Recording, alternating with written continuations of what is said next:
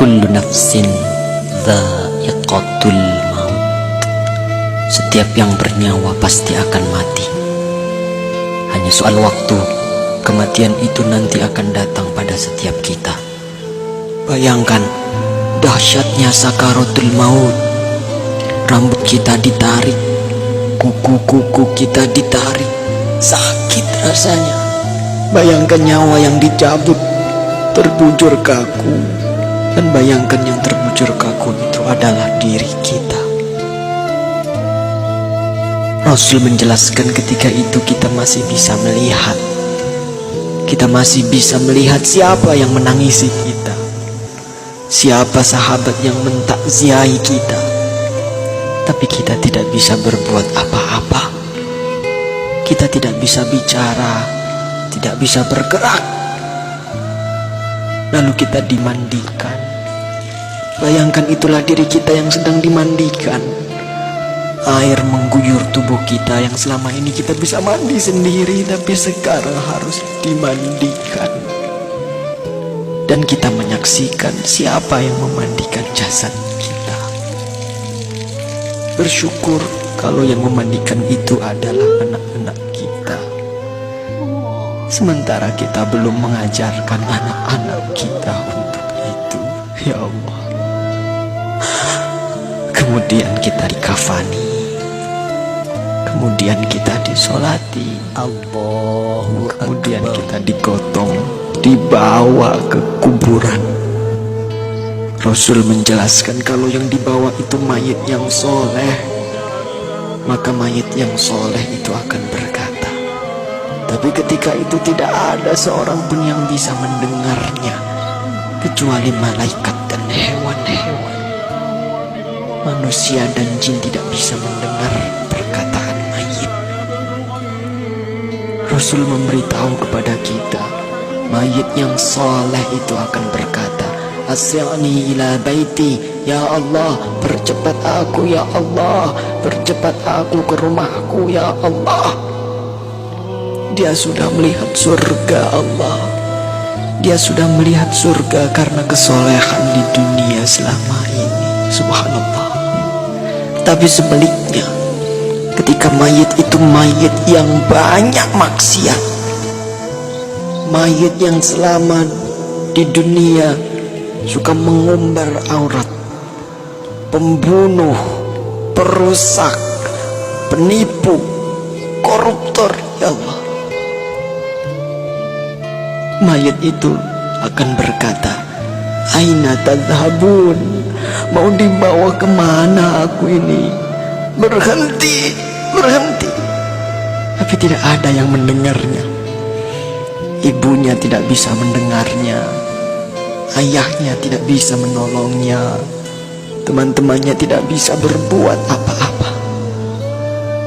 Dan terus ia dibawa ke dalam kuburnya. Subhanallah.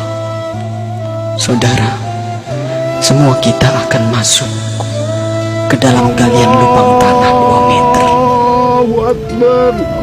Ketika itu kita masih bisa melihat untuk yang terakhir, siapa yang mengubur kita, siapa yang menutupi tubuh kita dengan tanah. Mungkin keluarga kita, mungkin tetangga-tetangga kita, atau sahabat-sahabat kita. Tapi begitu selesai kita dikubur, orang-orang yang kita cintai, orang-orang yang dulu selalu bersama kita, orang-orang yang dulu selalu menemani kita, semuanya pulang. Semuanya pulang meninggalkan kita sendirian di kubur. Maka kita merasakan kesedihan, takut, gelisah. Tapi kita tidak bisa pulang mengikuti mereka. Kita hanya bisa mendengar langkah kaki mereka saat semua orang pulang meninggalkan kita sendirian di kubur. Astagfirullah.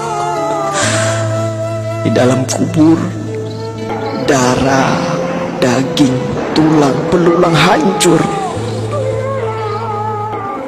Sempit, gelap, rumah ular, rumah tanpa alas, rumah kesendirian. tempat kita akan ditanyai perbuatan kita selama hidup di dunia. Itulah kubur. Saat itu tidak ada yang bisa menolong kita. Tidak ada kekuasaan lagi. Tidak ada harta yang melimpah lagi. Tidak ada keluarga yang kita sayangi lagi. Tidak ada pengawal yang setia lagi. Allah Akbar, Allah Akbar, Allah Akbar. Tapi alhamdulillah, kita bersyukur karena kita masih hidup, saudara. Hari ini kita masih hidup, kita belum mati. Berarti Allah masih sayang pada kita. Allah masih memberi kesempatan kepada kita untuk bertaubat.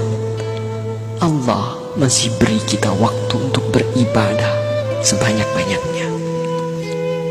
Maka inilah saatnya. Inilah saatnya kita untuk bertaubat, saudaraku. Inilah saatnya kita untuk berjanji taat, saudara.